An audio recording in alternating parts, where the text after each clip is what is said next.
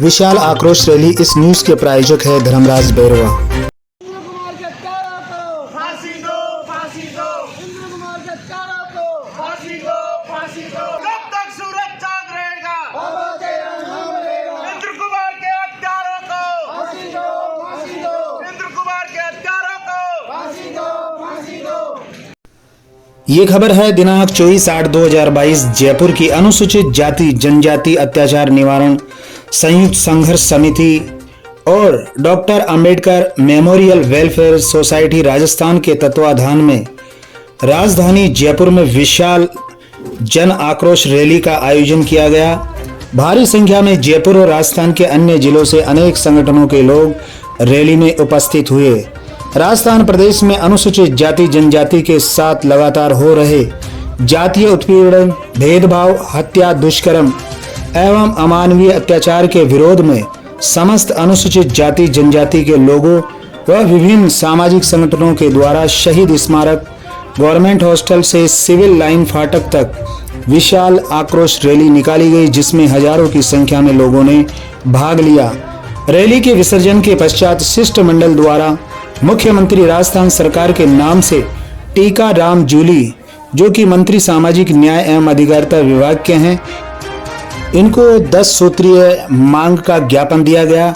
शिष्टमंडल में महेंद्र सिंह पूर्व IAS, जसवंत संपतराम पूर्व IPS, डॉक्टर भजनलाल रोलन अध्यक्ष, BL बैरवा वरिष्ठ उपाध्यक्ष, राम साहेब वर्मा कोषाध्यक्ष, JP विमल पूर्व IAS, BAL आर्य पूर्व IAS, PC बैरवाल पूर्व IAS, गोमा सागर पूर्व उपाध्यक्ष, धर्मराज बैरवा जिला सचिव आदि उपस्थित रहे। ज्ञापन में इंद्र मेघवाल हत्या प्रकरण में 23 दिन पश्चात FIR दर्ज करने, रात्रि के समय में जबरन शव का अंतिम संस्कार करवाने व पीड़ित परिवार पर लाठी चार्ज करने पर SHO, पुलिस उप अधीक्षक, जिला पुलिस अधीक्षक एवं जिला कलेक्टर को निलंबित कर हटाए जाने की मांग की गई।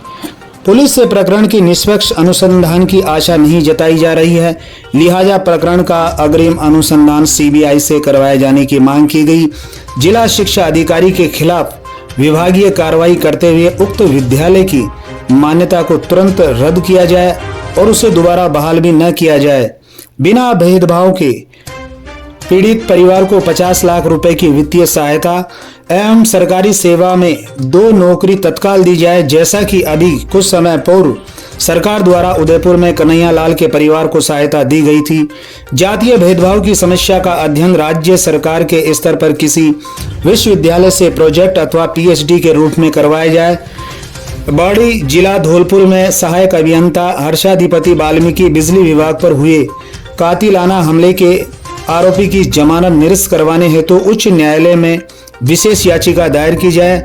राजस्थान में अनुसूचित जाति एवं जनजाति की कृषि भूमि पर हुए अवैध कब्जों को हटवाकर अनुसूचित जाति जनजाति के काश्तकारों को उनकी भूमि पर पुनः काबिज करवाया जाए।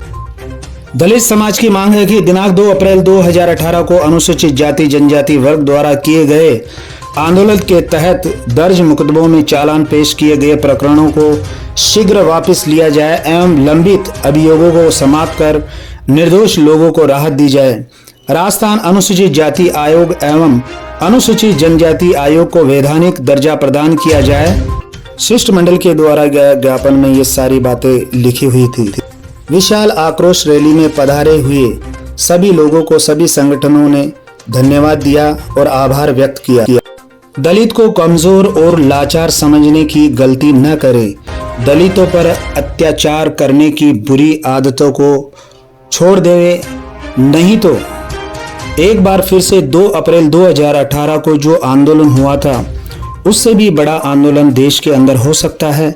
दिल्ली क्राइम प्रेस से मैं पत्रकार ब्रजेश कुमार नावरिया। राजस्थान के अंदर पिछले लगातार 4-5 महीने से जो अत्याचार की घटना बढ़ रही है, उनको ये कहे कि ये बहुत घोर अन्याय हो रहा है और SC ST के ऊपर लगातार अत्याचार की घटनाएं बढ़ रही है। अवाल प्रकरण है जो पहले पाली के अंदर मूंछ रखने पर हुआ है, अभी मटके से पानी पीने को लेकर के एक बच्चे को 9 वर्षीय बच्चे को मार दिया है और इस तरह की घटनाएं लगातार बढ़ रही है। इसको लेकर के अनुसूचित जाति जनजाति संघर्ष समिति और डॉक्टर अंबेडकर वेलफेयर सोसाइटी के संयुक्त तत्वाधान में और सभी मानवतावादी संगठन इसी तरह की जो घटनाएं राजस्थान में दलितों के ऊपर हो रही है, तो राजस्थान के अंदर दलित समाज ही नहीं, विदेशों के अंदर भी, न्यूयॉर्क में है, कनाडा में है, अन्य देशों में है, इसका विरोध हो रहा है। और सरकार है जो एक तरह से हमारे साथ में, दलितों के साथ में एक तरह से फिक्स रेट कर रही है 5 लाख रुपए की, जो एक तरह से मानव के अंदर और कास्टों के साथ में जिस तरह से असमानता कर रही है वो बहुत ही निंदनीय है। ये पैसे से एक आर्थिक है वो सरकार को दिया जाना अलग बात है, और सरकार उस पैसे को दे, ना कि पीसीसी से दे। हम मांग करते हैं कि सरकार उसको आर्थिक मुआवजा दे, और उसके साथ में इंद्र मेघवाल को नहीं, अन्य जो अत्याचार की घटनाएं हैं उनमें भी अत्याचार को लेकर के इस तरह का एक प्रोटेक्शन एक्ट विशेष सत्र बुला करके लाया जाना चाहिए, जिससे आगामी इस तरह की घटनाएं नहीं हो।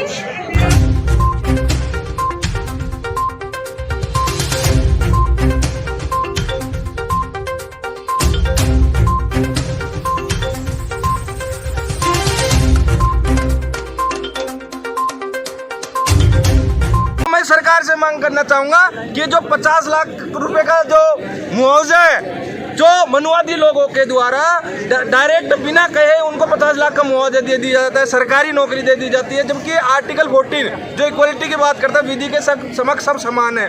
तो क्या ये विधि के समक्ष सब समान है कि जो दोहराचरण ये दिखा रही है दलितों के प्रति और सवर्णों के प्रति, तो हम इसका विरोध करते हैं। जो बाबा साहब ने समानता की बात कही है, इसलिए 50 लाख रुपए का मुआवजा, अगर किसी के ऊपर इस प्रकार की घटना होती है, 50 लाख रुपए मुआवजा ऐसी समुदाय के साथ अगर ऐसी घटना होती है उसको मुआवजा दिया जाना चाहिए, सरकारी नौकरी दिए जानी चाहिए। और इसके अलावा क्या जो अभी कल 22 तारीख को एक आदेश पारित हुआ है सरकार के माध्यम से कि सरकारी स्कूलों में ये जितने भी एट्रोसिटी एक्ट है, जो एक्ट बना हुआ है, ये पढ़ाया जाए बच्चों।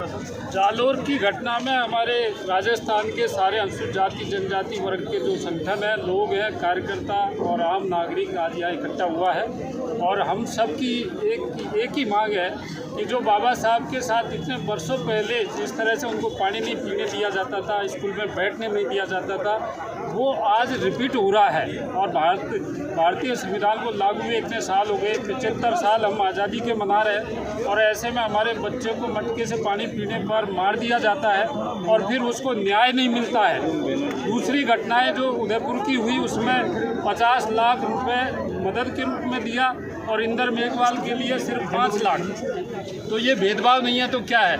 इसके अलावा उनके 2 बच्चों को नौकरी दी और यहाँ अभी तक इस तरह की कोई कार्रवाई नहीं हुई है। वहाँ पर जो मटकी जो प्रूफ के रूप में थी, उस मटकी को गायब करने का काम किया जा रहा है और ये भ्रम फैलाया जा रहा है कि ये मटकी से पानी पीने का मामला नहीं था, बल्कि आपस का झगड़ा था। तो सीबीआई से जांच होनी चाहिए ताकि दूध का दूध और पानी का पानी हो जाए, और इस तरह की घटनाएं रुकनी चाहिए देश में। और वरना हमारे जो अनुसूचित जाति जनजाति वर्ग के लोग हैं देशव्यापी आंदोलन करेंगे इस पर। रैली का आयोजन किया गया है, जो आज यहाँ से गवर्नमेंट हॉस्टल शहीद स्मारक से रवाना होकर के और ये जो सिविल लाइन फाटक है वहाँ पर जाएगी, वहाँ मुख्यमंत्री जी को ज्ञापन दिया जाएगा। और हमारी मांग है कि जो हमारे अनुसूचित जाति पर अत्याचार हो रहे हैं, वो अत्याचारों पर शीघ्र ही कोई ऐसा निर्णय बंद हो, परिवार उसको न्याय मिले। बिल्कुल, देखिए घोड़ी किसी की कुछ नहीं लगती है, घोड़ी पर तो किसी को बिठाया जाता है पकड़ के। और ये जो धर्म के ठेकेदार बने हुए हैं, जो सो कॉल्ड हम लोगों को बोलते हैं वोटों का जब टाइम आता है तो हम इन लोगों के लिए हिंदू हैं, लेकिन जब मंदिर में हमारे देश का प्रथम नागरिक राष्ट्रपति को भी अगर कहीं किसी मंदिर में जाने से रोक रहे हैं, तो ये हमें सोचने की ज़रूरत है कि हम हिंदू हैं क्या है। मेरे पास कोई चंदा लेने के लिए आया था, उन्होंने मेरे से बोला सर राम मंदिर में तो मैं भाई हिंदू हूँ, इसका एक सर्टिफिकेट दे दो, फिर ले लो हमसे चंदा। तो इसके लिए हम पुरजोर विरोध करते हैं, सरकार का विरोध करते हैं, चाहे राजस्थान सरकार है चाहे सेंटर की सरकार है। अधिकार सबको, बाबा साहब ने हमको संविधान में जो अधिकार दिए हैं, स्वतंत्रता का अधिकार है, हम हमारे तरीके से जी सकते हैं, हम हमारे तरीके से शादियाँ कर सकते हैं, हम हमारे तरीके से जो एक हमारा सोशल सिस्टम है, घोड़ी पर बैठना, बंदूरी निकालना। एक IPS ऑफिसर्स को पुलिस उसके अंदर प्रोटेक्शन के अंदर अगर बारात लेके निकलनी पड़ रही है, तो सरकारों को और धर्म के ठेकेदारों को इससे ज़्यादा चुल्लू पर पानी में डूब के मरने की कोई जगह नहीं बचती है। हमारी डिमांड आज तो यही है कि जब कन्हैया लाल मरा था तो मुझे बड़ा अफसोस हो रहा है, बेशक मैं कांग्रेस की कार्यकर्ता हूँ, CM साहब खुद गए थे और वह 50 लाख का बोल के आए थे। हमारी डिमांड आज की 50 लाख की है, सरकारी नौकरी है। PCC चीफ ने वहाँ जाकर 20 लाख रुपए का क्यों बोला, इन सवालों के हमें जवाब चाहिए। और आगे से अब तक जितने भी हम सब के साथ, जो भी हमारे बच्चों के साथ, हमारी महिलाओं के साथ अत्याचार हुए हैं, मुकेश मेघुन सिंह नाम है मेरा। सर ग्राम कालेसरा, जिला अजमेर। साथियों, हम भाई जितेंद्र मेघवाल, इंद्र कुमार और साधु रविनाथ की मांग लेकर आए हैं। भाई जितेंद्र की मार्च 2022 को धारदार हथियार से गला रेतकर हत्या कर दी गई, जिसके परिवार को अभी तक न्याय नहीं मिला है। उसके परिवार में 4 बहनें हैं, 2 बहनें ससुराल जाती है, 2 बहनें पढ़ती है। पिताजी उसके पैरालाइज हैं। एक भाई प्राइवेट जॉब करता था, उसका प्राइवेट जॉब भी छूट गया। सरकार की तरफ से अभी तक किसी प्रकार का कोई सहायता नहीं मिली है।